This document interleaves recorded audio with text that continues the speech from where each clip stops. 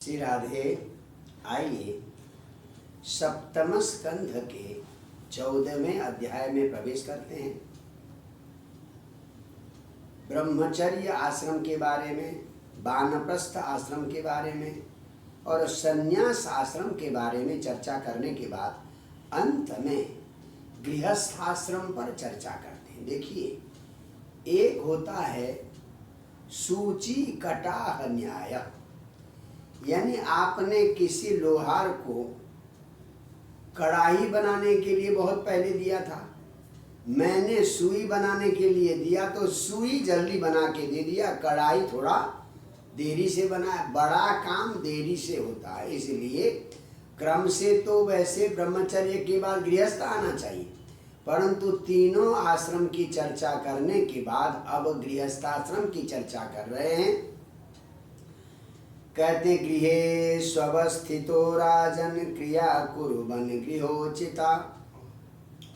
घर के उचित जितने भी कार्यकलाप हैं सारा करते करते क्या करना चाहिए, जो भी काम करो वासुदेवार्पणम साक्षात, जो काम करो भगवान वासुदेव को अर्पण करो और अपने ऋषि मुनियों का स्मरण करो, वासुदेव का अर्पण करो। सत्संगात् सनकै संगम आत्मजायात्मजादिषु, जहाँ मौका मिले सत्संग मत छोड़ो। तो सत्संग करने से क्या होगा, आत्मजा अपने पत्नी पुत्र धन कुटुंब ये छूटने वाले मुच्यमानेषु, ये कभी न कभी तो छूटेंगे, इनके प्रति धीरे धीरे आसक्ति कम होगी। सत्संग का लाभ ये है, जो मृत्यु के बाद तो छूटेंगे, परंतु पहले ही उनके प्रति आसक्ति कम हो जाती। किससे? सत्संग से। यावदर्थमुपासीनो देहे गेहे च पंडित, उतना ही ग्रहण करना चाहिए अपने शरीर और देह के लिए जितनी आवश्यकता है। आवश्यकता से अधिक संग्रह नहीं करना चाहिए। तो कहते हैं विरक्त रक्तवत, यानी अंदर से तो विरक्त रहिए, एकदम बैरागी, पर गृहस्थ में है तो बाहर तो रागी की तरह रहिए, पर अंदर से कैसे रहिए, विरक्त की तरह रहिए। तो मनुष्य नरताम नए, तो मनुष्य लोक में अंदर से बैरागी रहकर बाहर से रागी की तरह आचरण करिए। ज्ञातयः पितरौ पुत्रा भ्रातरः सुहृदो परे, अपने बंधु बांधव पिता माता पुत्र भाई और मित्र जो कहते हैं उनको अनुमोदित ठीक है करना, ठीक है, उनसे बैर भाव मत करिए, उनकी बात को निर्ममता ममता न दिखाते हुए उनकी बातों का समर्थन कीजिए। यद बदंती यदि इच्छन्ति, वो जैसा कहते हैं जो चाहते हैं अनुमोदन कीजिए। दिव्यम भौमम चांतरिक्षम दिव्यम अच्युत निर्मितम, कभी दिव्य वस्तु मिल जाए, सांसारिक वस्तु मिल जाए, अंतरिक्ष की स्वर्ण आदि मिल जाए, जो भी मिल जाए वो भगवान का दिया हुआ है। अच्युत निर्मितम, भगवान का दिया हुआ मन का मानकर सर्वम उपभुंजान, सबका उपभोग कीजिए, परमात्मा को अर्पण करके एतत् कुर्या, तो जो मिल जाए वो परमात्मा को अर्पण करके स्वयं भोजन कीजिए। परंतु एक कंडीशन है, बहुत कठिन कंडीशन है, सुनिए आप। यावत् प्रियेत जठरम तावत् सत्वम विदेहिनाम, अधिकं योऽभिमन्येत सस्तेनो दंडमर्हति। यावत् जठरम भ्रियेत, जितने से आपके परिवार का पेट भर जाए उतना ही आपका है। जितने से आपका पेट भर जाए, आपका परिवार का पेट भर जाए उतना ही अपना समझ लीजिए। और अधिकम योऽभिमन्येत, उससे अधिक अपना समझते हैं तो कहते हैं सस्तेन, पशु जितना पेट भर गया छोड़ देता है। आप हम ऐसे हैं कि 10-20 पीढ़ियों के लिए भी संपत्ति इकट्ठा करके रखना चाहते हैं, पता नहीं आपकी संतान कौन सी संतान बेन बन के पैदा हो जाएगी और वो पी पाकर उड़ा देगी, रंडीबाजी में उड़ा देगी, कोई भरोसा नहीं। इसलिए जितने से गुजारा चल जाए उतना अपना समझिए, उससे ज्यादा को अपना मत समझिए। रखिए पर अपना समझकर मत रखिए। अगर अपना समझते हैं तो आप चोर हैं। अब चोर को क्या मिलेगा? चोर को तो दंड नहीं मिलेगा। तो इसलिए अधिक संपत्ति पर अधिक ममता अपनत्व मत दिखाइए। बहुत गजब की बात कहते हैं, मृगोष्ठ खरमर कासु सरीसृप खगमक्षिका। घर में मृग है, ऊंट है, खर गधा है, मर्क बंदर है, आखू चूहा है, सरीसृप रेंगने वाली छिपकली आदि है, पक्षी है, मक्खी है, उनको पुत्र की तरह जैसे पुत्र पर स्नेह लुटाते हैं, इन बेजुबान जानवरों पर भी, बेजुबान इन कीड़े मकोड़ों पर भी पुत्रवत स्नेह करिए। कि में तत् एतेषां किमन्यत् पर बताइए, इनमें भी पंचतत्व का बना हुआ शरीर है, इनके अंदर भी आत्मा है, आपके पुत्र में भी आत्मा है। तो आपके पुत्र में और इन जानवरों में क्या अंतर है? इसलिए इनसे घृणा मत कीजिए, इन्हें भी उतना ही स्नेह कीजिए जितना अपने पुत्र से स्नेह करते हैं।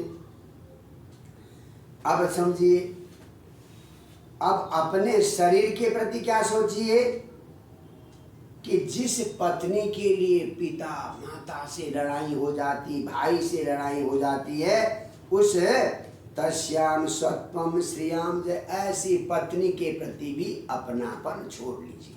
बस भारण पोषण का आपका दायित्व है, वो निर्वाह करते रहिए, परंतु स्वत्व ममत्व को छोड़ दिए। और वो जो आपका शरीर है, पत्नी से प्रिय तो हमारा शरीर है। शरीर का वास्तविक स्वरूप क्या है? बहुत गजब का श्लोक है, कृमिबिट भस्म निष्ठांतम। इस शरीर की अंतिम पोजीशन 3 है। शरीर आत्मा चली गई, अगर उसका संस्कार नहीं लगा, नहीं हुआ तो कीड़े पड़ेंगे, तो शरीर में क्या पड़ेंगे? कीड़े खाएंगे।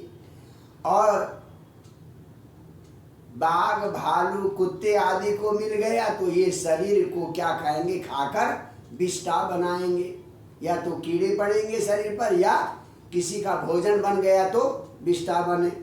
और अगर आपने जलाया तो क्या बनेगा? भस्म। तो इस शरीर की 3 ही गति है, या तो कीड़े पड़ेंगे, या विष्ठा बनेगा शरीर, या भस्म बनेगा। तो ऐसे शरीर पर तो तुच्छम के क्वेदम, कहाँ ये ऐसा तुच्छ शरीर और इस शरीर से प्रेम करने वाली पत्नी, इस तुच्छ शरीर से प्रेम करने वाली पत्नी, तो ये जो है ये नभच्छदी माया, ये ढकने वाली माया है। तो इसलिए इन पर ममत्व मत रखिए।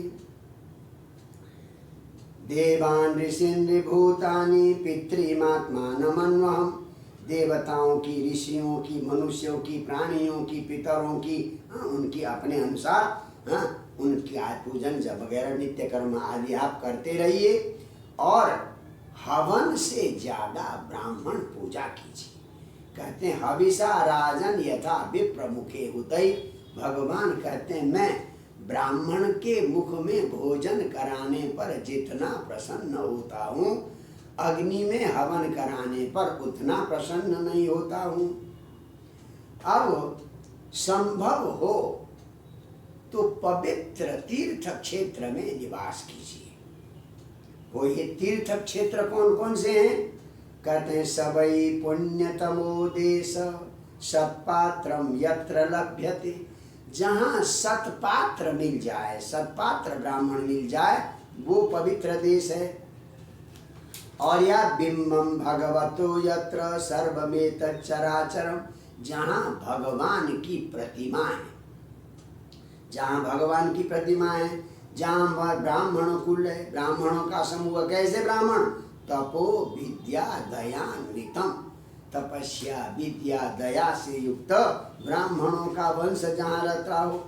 यत्र यत्र हरिरर्चा, जहाँ जहाँ पर भगवान की प्रतिमा हो, भगवान की पूजा होती हो, स देश श्रेयसाम पदम, वही कल्याणदायी देश है।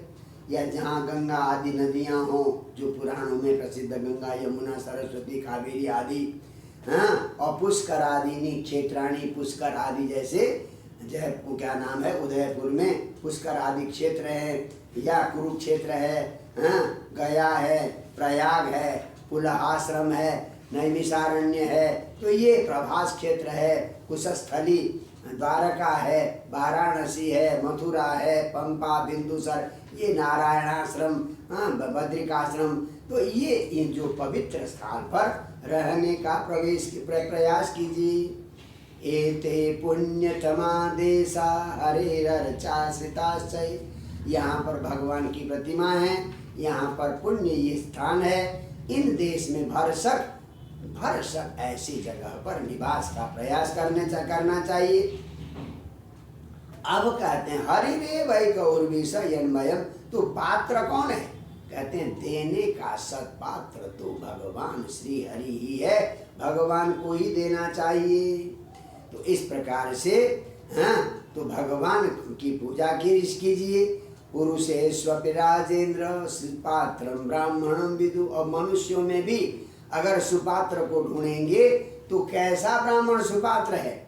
जो तपसा विद्या तुष्या, तपस्वी हो, विद्वान हो, संतोषी हो, तो वो और वेद पढ़ा लिखा हो, क्योंकि वेद तो भगवान का शरीर है। तो ऐसा ब्राह्मण सत्पात्र है, ऐसे सत्पात्र को दान दीजिए। तो इस प्रकार से गृहस्थ धर्म के सामान्य लक्षण इस अध्याय में बताए हैं। कुछ विशेष लक्षणों की चर्चा हम 15वें अध्याय में करेंगे। जय जय श्री राधे।